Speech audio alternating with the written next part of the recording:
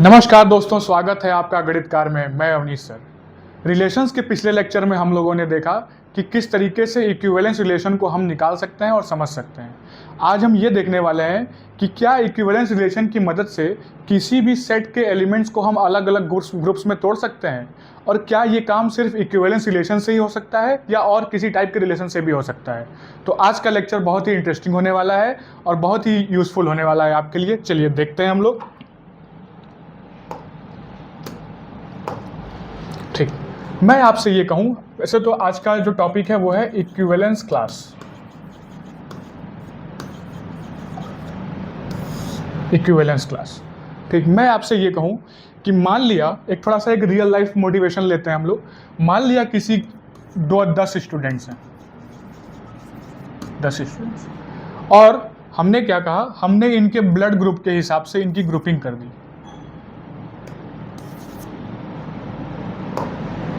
ए, B, ओ और A B, ये blood groups, ये ब्लड ग्रुप्स ए, बी, ओ और ए बी 10 स्टूडेंट्स हैं। अब इनको हमको इनके ब्लड ग्रुप के हिसाब से अलग अलग ग्रुप में रखना है। ठीक, मान लिया कि ए ब्लड ग्रुप वाले कौन कौन थे। ए ब्लड ग्रुप वाले मान लिया कि नेहा, रोहित, मोहित।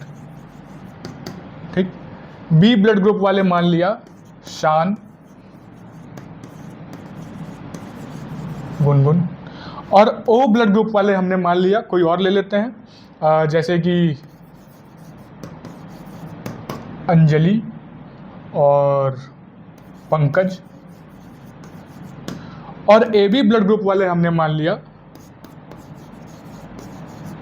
तुषार, अमृता, और कोई एक और नाम ले लेते हैं, रोहन। ठीक, देखिए 10 स्टूडेंट्स थे, 3 3 6 2 8 2 10, 10 के 10 को अलग अलग ब्लड ग्रुप्स के हिसाब से हमने इनको डिवाइड कर दिया। अच्छा ये बताइए, किसी भी स्टूडेंट का जो ब्लड ग्रुप होगा वो तो उसका वही होगा, तो उसे उसी ब्लड ग्रुप में रखा जा सकता है।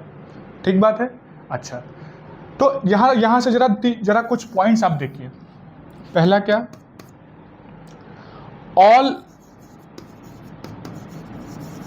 स्टूडेंट्स इन सम ग्रुप, सारे के सारे स्टूडेंट जो हैं किसी न किसी ग्रुप में हैं। दूसरी बात, no student is in more than one group,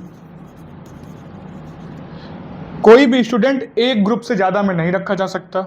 और तीसरी बात, no group is overlapping, no group is overlapping, किसी भी ग्रुप की ओवरलैपिंग नहीं हो रही है। ये तीन चीजें यहां से दिखाई दे रही हैं। क्या कि 10 स्टूडेंट थे, 10 के 10 स्टूडेंट को हर किसी को किसी न किसी ग्रुप में रख दिया गया है। कोई भी स्टूडेंट्स एक से ज्यादा ग्रुप में नहीं है और कोई भी ग्रुप की ओवरलैपिंग नहीं हो रही है, यानी किसी भी ग्रुप में कुछ भी कॉमन नहीं है। ये 3 बातें हैं। ठीक, मैथमेटिक्स में यही जो ग्रुपिंग है यही कहलाती है पार्टीशन। मैथमेटिक्स में जो इस तरीके से अगर हम कोई चीज़ का ग्रुपिंग कर पाते हैं एलिमेंट्स का, तो यही क्या कहलाता है, पार्टीशन कहलाता है। समझ गए। अच्छा, अभी हम लोग पार्टीशन पर आए, उसके पहले हमको समझना होगा इक्विवेलेंस क्लास। ये बात आप समझ गए होंगे। क्या मैंने बोला कि किसी भी, इसका मतलब ये हुआ कि किसी भी सेट के एलिमेंट्स को इस तरीके से अलग अलग ग्रुप में डिवाइड करना है या तोड़ना है कि जितने भी एलिमेंट्स थे सेट के वो किसी न किसी ग्रुप में आए। पहली बात, वो हर एलिमेंट किसी एक ही ग्रुप में अलाउड है। दूसरी बात, तीसरी बात ये कि जो ग्रुप्स बने हैं उनमें कुछ भी कॉमन नहीं है, यानी ग्रुप्स की ओवरलैपिंग नहीं है। ये 3 कंडीशंस होनी चाहिए। तो यही मैथमेटिकली अगर समझा जाएगा तो बोला जाएगा पार्टीशन। ठीक, लेकिन पार्टीशन समझने के लिए उसके पहले हमको समझना होगा इक्विवेलेंस क्लास, क्योंकि ये जो ग्रुप्स हैं वहीं से बात आती है पार्टीशन की। ठीक, तो इक्विवेलेंस क्लास एंड पार्टीशन अगर इसको बोला जाए तो और सही रहेगा। अच्छा, समझ गए बात आप। चलिए, अब मैं आपसे एक बात कहूं कि भाई इक्विवेलेंस क्लास क्या होता है। What is equivalence class. Equivalence class, ठीक।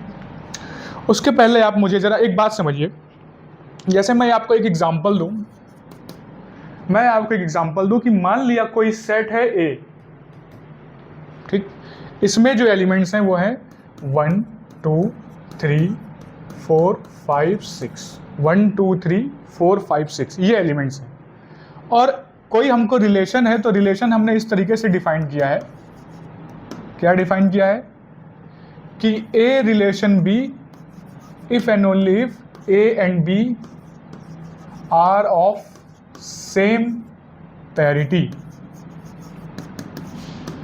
ये क्या मतलब हुआ? ए रिलेशन बी यानी ए और बी तभी रिलेटेड होंगे जब ए और बी सेम पैरिटी के हों, यानी कि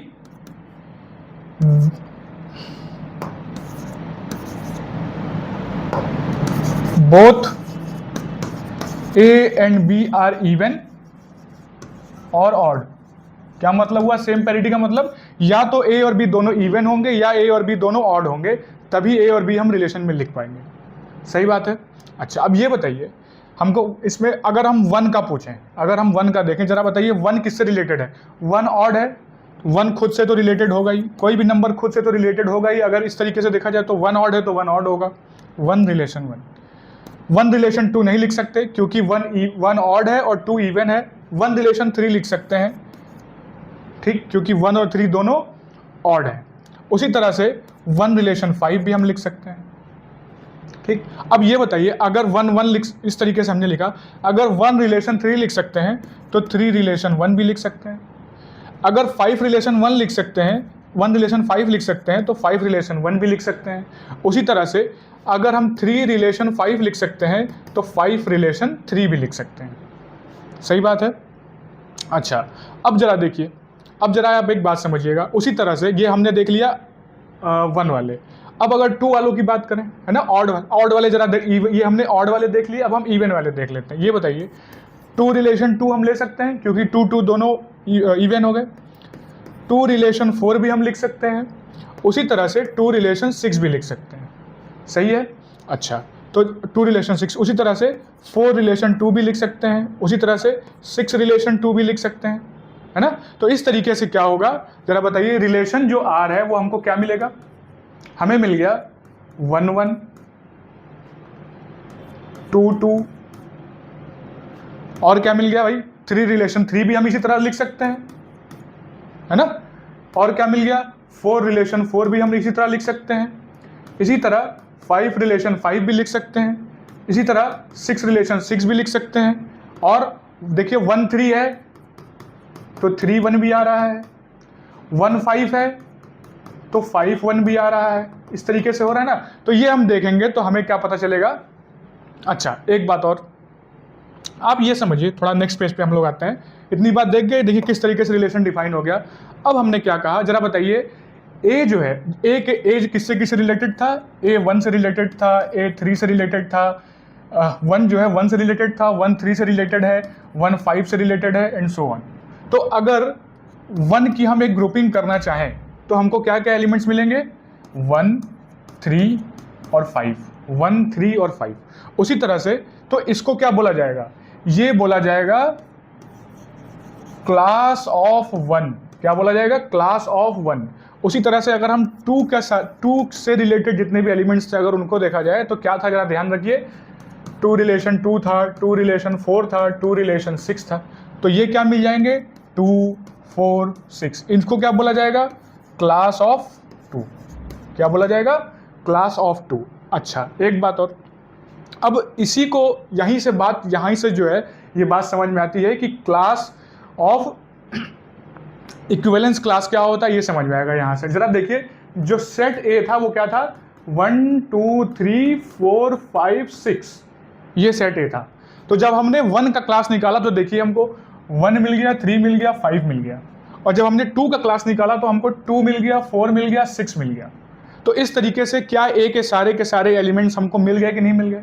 ठीक। तो यहाँ पे देखिए 2 बातें आ रही हैं, क्या कि ए के जितने भी एलिमेंट थे वो किसी न किसी ग्रुप में हैं, हर एलिमेंट किसी एक ही ग्रुप में है, और ये जो ग्रुप्स हैं इनमें कोई भी एलिमेंट कॉमन नहीं है, यानी कि ये ओवरलैप नहीं कर रहे हैं। अब यहीं से बात आती है, यही जो 2 ग्रुप्स मिले यहाँ पर, यहीं पे 2 ग्रुप्स मिले। अच्छा, यहीं से बात आती है अब इक्विवेलेंस क्लास की। तो भाई देखते हैं इक्विवेलेंस क्लास क्या होता है, ये आप डेफिनेशन लिखें। ये हमने समझा इक्विवेलेंस क्लास इस तरीके से हम समझ सकते हैं। एग्जांपल में हम लोगों ने समझा इक्विवेलेंस क्लास कैसे निकाली जाती है। क्या मैंने बोला कि let R be an equivalence relation on set A. Let R be an equivalence relation on set A. माना कि किसी सेट ए का कोई इक्विवेलेंस रिलेशन है आर, देन अब ये इक्विवेलेंस क्लास किसी एलिमेंट का जो इक्विवेलेंस क्लास है उसको इस तरीके से डिनोट किया जाता है x such that x relation A for all x belongs to A। क्या मैंने बोला, equivalence class of A element जो है, कोई भी एलिमेंट ए जो कि सेट ए में बिलोंग कर रहा है, उसकी इक्विवेलेंस क्लास क्या होगी कि सेट ए का हर वो एलिमेंट जो कि ए से रिलेटेड है, वो सेट, उसका जो सेट बनेगा वो क्या कहलाएगा, इक्विवेलेंस क्लास ऑफ ए कहलाएगा। मैंने क्या बोला कि एलिमेंट ए का जितने कि सेट ए का कोई भी एलिमेंट, सेट ए का कोई भी एलिमेंट जो कि एलिमेंट ए से रिलेटेड है, इसका जो सेट बनेगा वो क्या कहलाएगा, इक्विवेलेंस क्लास ऑफ एलिमेंट ए कहलाएगा। जैसे कि यहाँ पर देखिए 1 रिलेटेड था 1 से 3 से 5 से, तो ये क्या कहलाया, इक्विवेलेंस क्लास ऑफ 1। उसी तरीके से 2 किससे रिलेटेड था, 2 से 4 से और 6 थे, तो ये कहलाया इक्विवेलेंस क्लास ऑफ 2। समझ गए इक्विवेलेंस क्लास कैसे निकालते हैं। ठीक, तो ये जो हमने एग्जांपल लिया इक्विवेलेंस क्लास समझने के लिए लिया। ठीक है, अच्छा नेक्स्ट बात आप ये समझिए, डेफिनेशन हमने समझ ली। अब एक बात और देखिए कि यही वाला अगर हम एग्जांपल लें फिर से, 1 एक अच्छी बात है ना, इंपॉर्टेंट रिजल्ट, 1 2 3 4 5 6। पिछले एग्जांपल में हम लोगों ने क्या देखा कि इक्विवेलेंस क्लास ऑफ 1 क्या आया, 1 3 5। सही बात है। अच्छा, जब अगर हम 3 का इक्विवेलेंस क्लास निकालें तो जरूरी थोड़ी ना कि 1 का ही निकालेंगे, 3 का निकालें तो जरा ये बताइए आप, अगर 1 रिलेशन 1 था, ठीक है, और 1 रिलेशन 3 था, तो 3 रिलेशन भी तो 1 होगा भाई, क्योंकि क्या था हमारा रिलेशन कि दोनों की पैरिटी सेम होनी चाहिए, यानी दोनों या तो इवन हो या ऑड हो।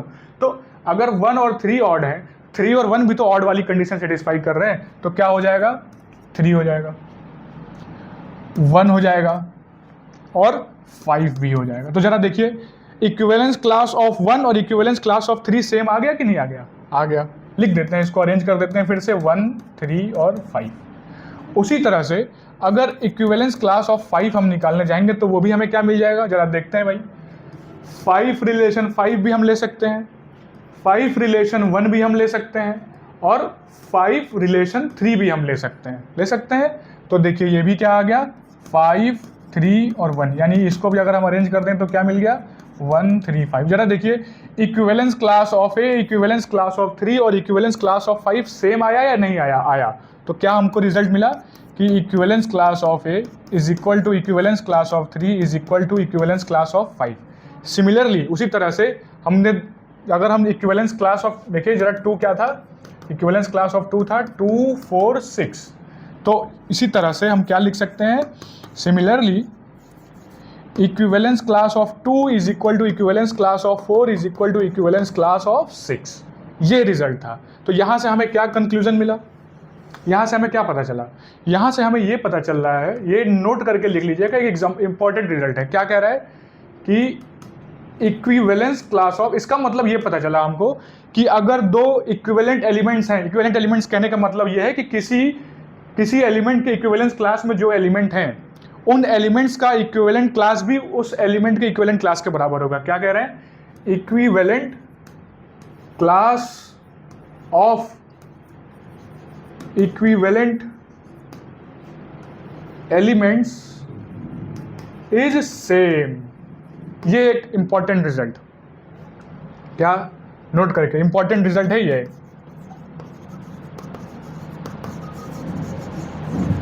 क्या पता चला हमको कि किसी एलिमेंट के इक्विवेलेंस क्लास में पढ़ने वाले जितने भी एलिमेंट हैं, उनका इक्विवेलेंस क्लास भी उसी एलिमेंट के इक्विवेलेंस क्लास के बराबर होगा, और उन एलिमेंट्स को बोलेंगे क्या, इक्विवेलेंट एलिमेंट्स बोलेंगे। समझ गए बात आप। इसीलिए 1 के इक्विवेलेंट क्लास में 1 3 और 5 थे, इसीलिए equivalent class of 1, equivalent class of 3 और इक्विवेलेंट क्लास ऑफ 5 बराबर था। उसी तरह से equivalent class of 2, equivalent class of 4, equivalent class ऑफ 6 भी सेम है। समझ गए आप बात? ये था इसका कॉन्सेप्ट, नोट कर लें। अच्छा ठीक, अच्छा आगे बढ़ते हैं हम लोग। अब इसके बाद हम समझ सकते हैं, देखिए हम लोगों ने पहले देखा कि किस तरीके से, एक हम लोगों ने एक रियल लाइफ मोटिवेशन लिया स्टूडेंट्स वाला एग्जांपल लेके कि किस तरह से हम किसी भी सेट के एलिमेंट्स को अलग अलग ग्रुप में डिवाइड कर सकते हैं। 3 मेन बातें थी, क्या? कि हर एलिमेंट किसी न किसी ग्रुप में हो, पहली बात। दूसरी बात कि कोई भी एलिमेंट्स एक से ज़्यादा ग्रुप में ना हो, और तीसरी बात कि ग्रुप्स ओवरलैप ना करें। ठीक, मैंने वहीं पर कहा था कि फिर उसके बाद यहीं से हमको पार्टीशन की बात समझ में आने लगेगी। ठीक, फिर हम लोगों ने इक्विवेलेंस क्लास इस तरीके से समझा। ठीक, अब इक्विवेलेंट क्लास कर क्या रहा है? इक्विवेलेंट क्लास क्या कर रहा है कि सेट के जो एलिमेंट्स हैं उनको अलग अलग ग्रुप्स में डिवाइड कर दे रहा है। और 2 बातें यहाँ पर हो रही हैं, क्या? कि या तो 2 इक्विवेलेंट क्लास इक्वल हैं, सेम है, या तो डिसजॉइंट है। यही तो हो रहा है। देखिए क्या मैंने बोला था कि जैसे अगर हम लोग 1, 3 और 5 सेम था और एलिमेंट आए थे 1, 3 और 5, उसी तरह से 2, 4 और 6 सेम था और एलिमेंट आए थे 2, 4 और 6। तो जरा देखिए, या तो कोई इक्विवेलेंस क्लास एलिमेंट्स की या तो बराबर होगी या तो डिसजॉइंट होगी। जैसे कि देखिए 1, ये इक्वल वाले आ गए। अच्छा, अगर हम इसका और इसका देखें, equivalence class of 1 intersection equivalence class of 2, क्या कोई एलिमेंट कॉमन है? नहीं है, है ना। ये एक इंपॉर्टेंट ऑब्जर्वेशन है, ठीक है। और ये तभी पॉसिबल हो पाता है जब हमारा रिलेशन कैसा हो? इक्विवेलेंस रिलेशन हो। इसका मतलब क्या निकलता है? इसका मतलब ये निकलता है कि इक्विवेलेंस रिलेशन किसी भी सेट के एलिमेंट्स को अलग अलग ग्रुप्स में क्या कर देता है? डिवाइड कर देता है, अलग अलग ग्रुप्स में बांट देता है, और उन्हीं ग्रुप्स को इक्विवेलेंस क्लास कहा जाता है। ये इक्विवेलेंस क्लासेज इस तरीके से होती हैं कि सारे के सारे एलिमेंट किसी न किसी एक ही इक्विवेलेंस क्लास में आएगा, है ना, और कोई भी एलिमेंट एक से ज़्यादा इक्विवेलेंट क्लास में नहीं आएगा। और ये इक्विवेलेंट क्लास जो होंगी या तो इस तरीके से बराबर होंगी या तो डिसजॉइंट होंगी। ठीक, अगर ऐसा नहीं होता है तो पार्टीशन टूट जाएगा। अब इसी के बाद जो हमारा नंबर आएगा, हम जो एग्जाम्पल देखने जा रहे हैं वो देखने जा रहे हैं। देखिए एक एग्जाम्पल जरा हम लेते हैं। अब हम लोग इक्विवेलेंस क्लास से अब उठ के आने वाले हैं पार्टीशन पर, ध्यान से समझिएगा इस बात को। अच्छा, मैंने उसके पहले जरा एक कॉन्सेप्ट समझ लीजिए। ये देखिए कॉन्ग्रुएंस मॉड्यूलो n क्या होता है? कॉन्ग्रुएंस मॉड्यूलो n, ये किस चिड़िया का नाम है? देखते हैं भाई। मैंने कहा कि late A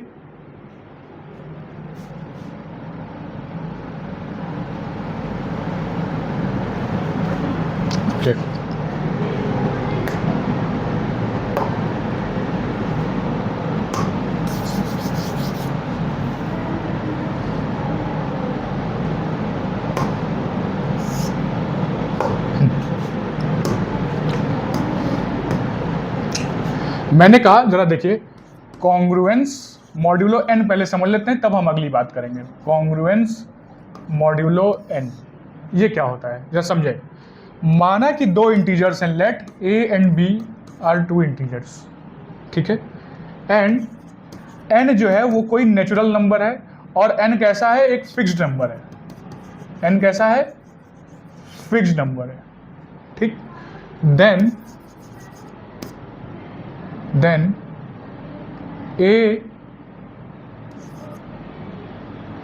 A and B are called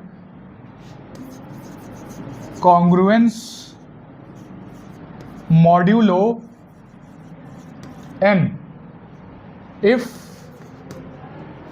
and only if A minus B is divisible by n।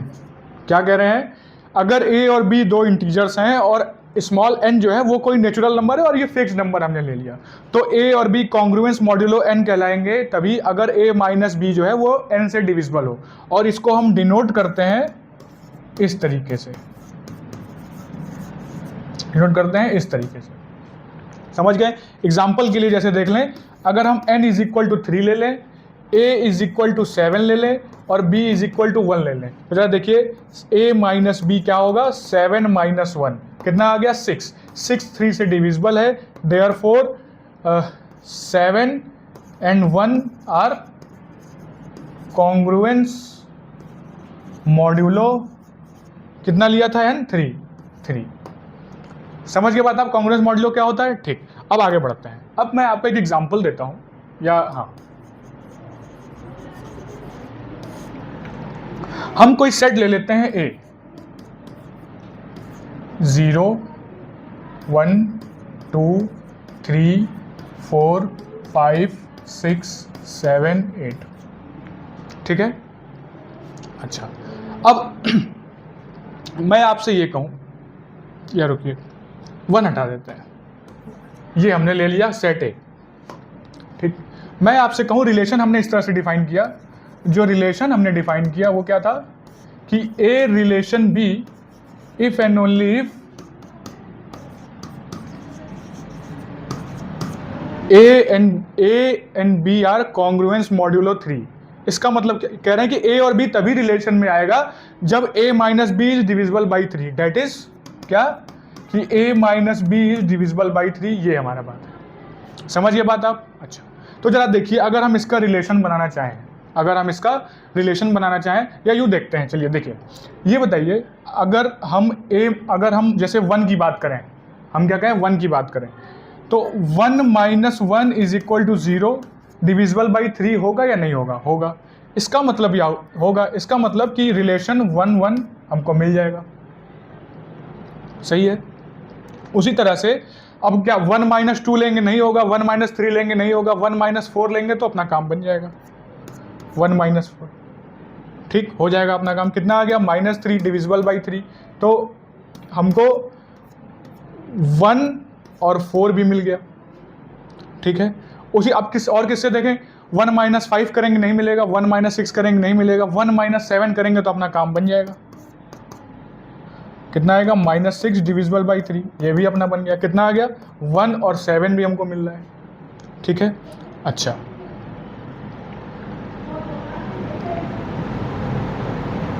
यहाँ 0 ले लेते हैं,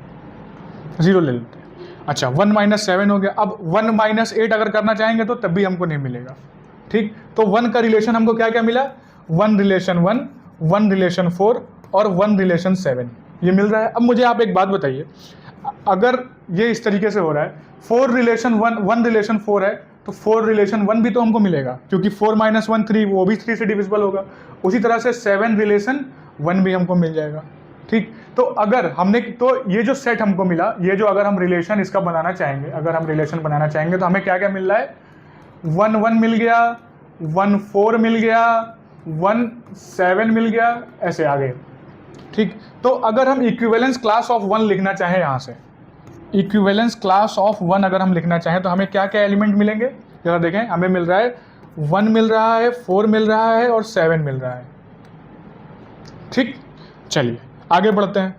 अब हम क्या कहें, अगर हम इक्विवेलेंस क्लास ऑफ 2 निकालना चाहें तो हमें क्या क्या मिलेगा, जरा गौर करिएगा। क्या सेट था हमारा, सेट हमारा था 0 1 2 3 4 5 6 7 8, ये था, ठीक है। अच्छा, इस तरह से अगर हम इक्विवेलेंस क्लास ऑफ 2 देखना चाहेंगे तो हमें क्या क्या मिलेगा, तो हमें क्या क्या मिलेगा, ये देखते हैं।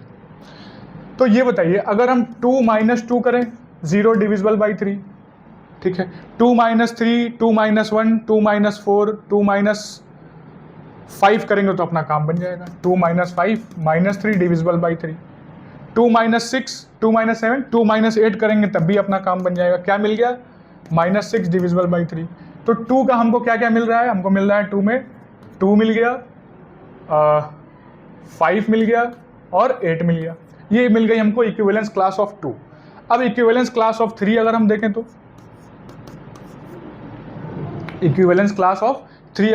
तो, जरा बताइए भाई, 3 की अगर हम बात करें तो देखिए क्या होगा। एक तो 3 माइनस 0, 3 में से अगर हम 0 हटाएंगे तो हमें क्या मिल जाएगा, 3 विच इज डिविजिबल बाई 3, तो 0 मिल गया 3 के साथ।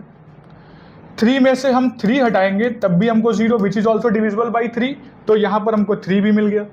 ठीक, 3 - 4 काम नहीं बनेगा, 3 - 5 नहीं बनेगा, 3 - 6 बन जाएगा। 3 - 6 is equal to -3 divisible by 3, तो क्या मिल गया, 6 भी मिल गया। 3 - 7 काम नहीं बनेगा, 3 - 8 काम नहीं बनेगा। ठीक, देख लिया आपने। जरा देखिए सेट में क्या क्या एलिमेंट है, 0 1 2 3 4 5 6 7 8 ये था। अब जरा देखते हैं 1, जरा पीछे देखिए 2 क्या, 1 क्या आया था, 1 आया था 147, लिख देते हैं यहाँ पर। इक्विवेलेंस क्लास ऑफ 1 आया है 147।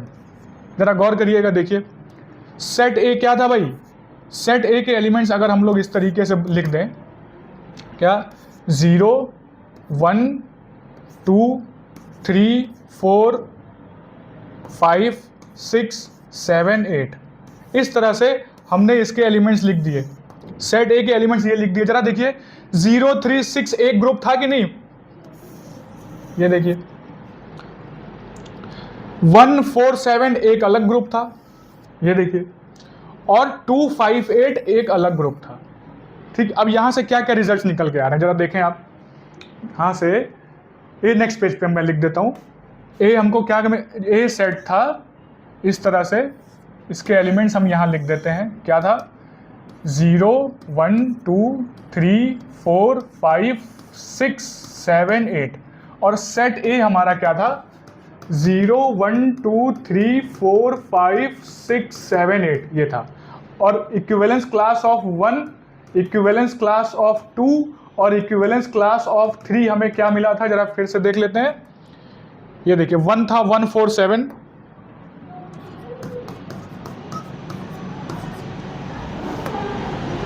2 है 258, और 3 है 036, 036 ये देखा हमने। अब जरा एक बात गौर करिए, क्या हर एक ग्रुप ये बना, इक्विवेलेंस क्लास ऑफ 1 ये बना, ठीक, एक ग्रुप 2 बोल दें, इक्विवेलेंस क्लास ऑफ 3 ये बना, इसको ग्रुप 3 बोल दें, इक्विवेलेंस क्लास ऑफ 2 ये बना, इसको 1 बोल देते हैं। चलिए, ग्रुप 1 ग्रुप 2 ग्रुप 3 इस तरीके से 3 ग्रुप्स में ये जो एलिमेंट से डिवाइड हो। जरा देखिए कौन कौन से एलिमेंट है, 0 1 2 3 4 5 6 7 8। क्या ए सेट का हर एक एलिमेंट किसी न किसी ग्रुप में आ गया या नहीं आया, आ गया।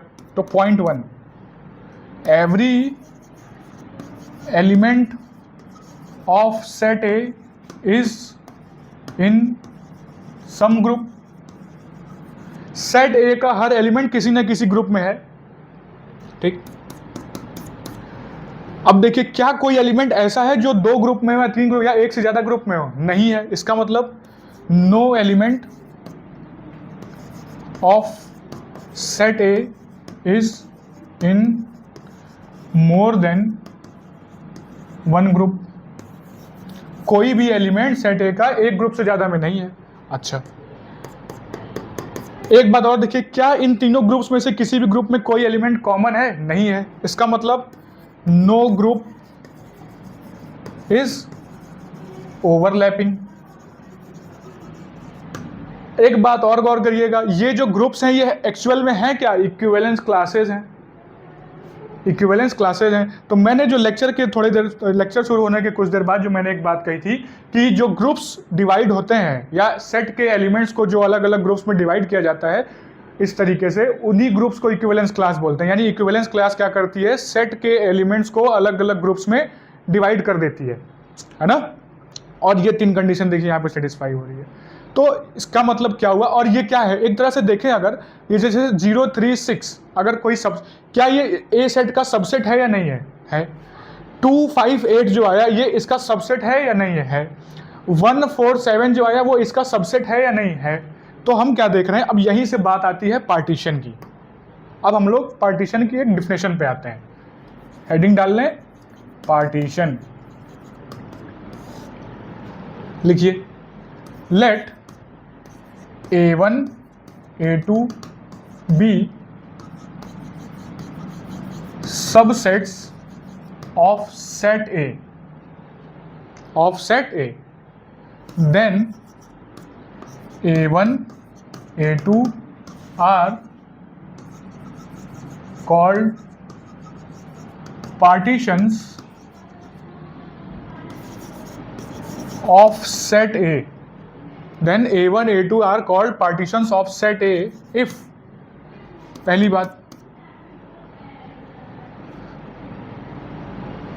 all of A1, A2 जितने भी हैं ये कैसे होने चाहिए, आर नॉन एम्प्टी, ये सारे के सारे नॉन एम्प्टी होने चाहिए। दूसरी बात ये कि कोई भी दो सबसेट्स आपस में कैसे होने चाहिए, डिसजॉइंट होने चाहिए, यानी कि लिख लें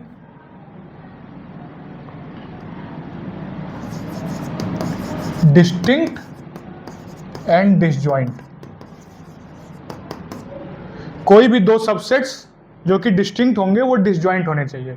तीसरी और एक बात हम देख रहे थे अभी हम लोगों ने क्या देखा यहाँ पर कि इन सभी एलिमेंट्स का अगर हम यूनियन कर लें, या यूं कहें कि इन सभी क्लासेस का या ग्रुप्स का अगर हम यूनियन कर लें तो वापस हमें क्या मिल रहा है, ए मिल जा रहा है, सेट ए मिल जा रहा है। तो इसका मतलब क्या हुआ, A1 यूनियन A2 ये क्या मिल जाएगा हमको, ये हमको मिल जाएगा वापस सेट ए।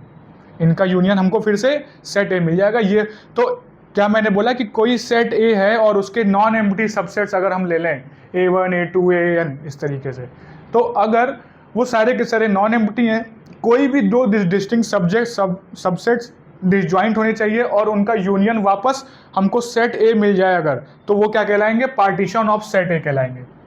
समझ गए बात आप? ठीक, तो ये था पार्टीशन का बात। ठीक, अब एक बात आप ये समझिए, हम लोगों ने करके देख लिया, कुछ और था नहीं। अगर हम गणितकार स्टाइल में अगर हम बात करने की कोशिश करें तो क्या क्या कहेंगे कि किसी भी सेट के एलिमेंट्स को अलग अलग ग्रुप्स में इक्विवेलेंस रिलेशन जो है वो बांट देता है, उन्हीं ग्रुप्स को इक्विवेलेंस क्लास कहते हैं। और यही इक्विवेलेंस क्लास सेट के एलिमेंट्स को जो ग्रुप्स में बांट देता है अलग अलग टुकड़ों में, उन्हीं टुकड़ों को क्या बोला जाता है, पार्टीशन ऑफ सेट बोला जाता है। बस बात इतनी सी है। ठीक, तो हमको क्या एक बात पता चलती है, क्या, एक हेडिंग डाल लें, रिलेशनशिप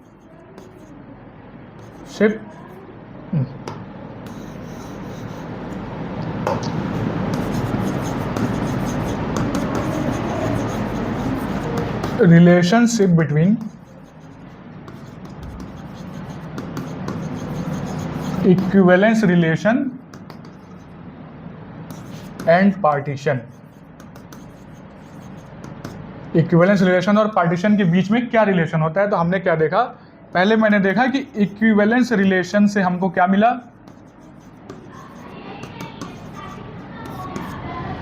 इक्विवेलेंस रिलेशन से हमको क्या मिला, इक्विवेलेंस क्लास मिला। और इक्विवेलेंस क्लास से हमने क्या निकाला, पार्टीशन। क्या निकाला, पार्टीशन। ये एक बात।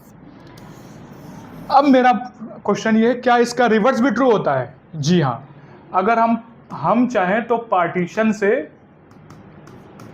से हम इक्विवेलेंस रिलेशन भी निकाल सकते हैं। ठीक है, पार्टीशन से हम इक्विवेलेंस रिलेशन भी निकाल सकते हैं, रिवर्स। ठीक, तो आप एक बात लिख लीजिए, नोट करके आप एक बात लिख लीजिए, क्या कि इसका मतलब ये हुआ कि every equivalence relation determines an unique partition and every partition determines a unique equivalence relation. लिख लीजिए, क्या मैंने बोला, every equivalence relation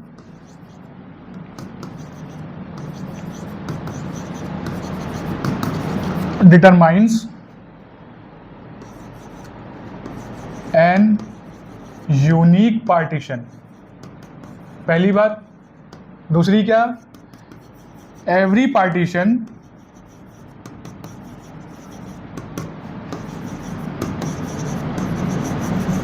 determines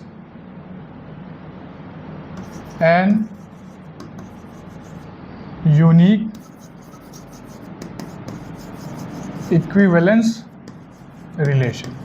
and unique equivalence relation क्या कह रहे हैं कि कोई भी इक्विवेलेंस रिलेशन जो है वो एक यूनिक पार्टीशन देगा, और एक यूनिक पार्टीशन हमेशा, एक पार्टीशन जो है वो हमेशा इक्विवेलेंस रिलेशन देगा। ठीक है, अच्छा इतनी बात। अच्छा, अब आज के लेक्चर के लिए हम लोग इतना ही रखते हैं। नेक्स्ट पार्ट इस लेक्चर के नेक्स्ट पार्ट में हम लोग देखेंगे कि किस तरह से जो रिवर्स वाली बात है ये किस तरह से ट्रू है, हम एग्जांपल लेके समझेंगे। और उसके बाद हम ये भी देखेंगे कि किस तरीके से इक्विवेलेंस रिलेशन ही हमारे लिए काम कर पाता है ये वाला।